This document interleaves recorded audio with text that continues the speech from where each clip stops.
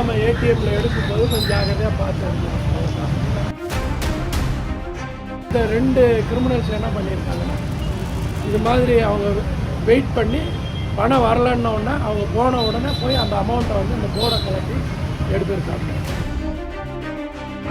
கடலூர் செம்மண்டலம் அருகே ஏடிஎம் இயந்திரத்தில் பணம் வெளியே வரும் பகுதியில் தகடு ஒன்று பொருத்தப்பட்டிருப்பதாக ஏடிஎம் இயந்திரங்களை மும்பையில் உள்ள வங்கியின் தலைமையகத்திலிருந்து கண்காணித்த அதிகாரிகள் கடலூரில் உள்ள வங்கி அதிகாரிகளுக்கு தகவல் தெரிவித்தனர். அதன் பேரில் கடலூரில் உள்ள தேசியமயமாக்கப்பட்ட வங்கி அதிகாரிகள் செம்மண்டலத்தில் உள்ள ஏடிஎம் மையத்திற்கு நேற்று இரவு சென்றனர்.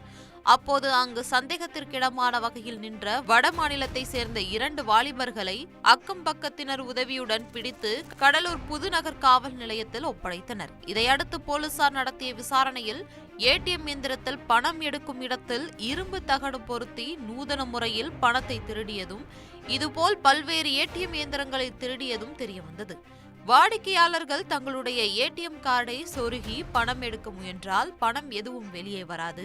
ஆனால் பணம் எடுத்ததற்கான குறுந்தகவல் மட்டும் செல்போனுக்கு வரும். காரணம், அந்த அலுமினிய தகடு மூலம் பணம் எடுக்கப்பட்டு இயந்திரத்துக்குள்ளேயே விழுந்துவிடும்.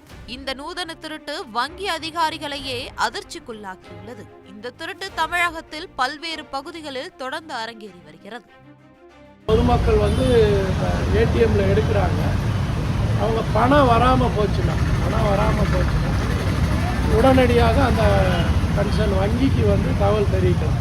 இந்த மாதிரி பணம் வரலாம் அப்படின்றது உடனே அவங்க வந்து அந்த கஸ்டமர் சர்வீஸ் மூலமாக உடனடியாக வந்து அதை சரி செய்வதற்கு வாய்ப்புகள் உண்டு.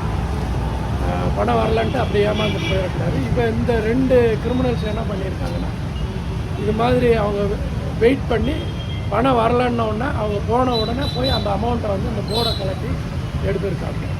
ஸோ இன்னும் கொஞ்சம் சேஃப்டி மெஷர்ஸ் பண்ணணும். அது சம்மந்தமாக வந்து நாங்கள் பேங்க்குக்கு லெட்டர் எடுக்கணும்.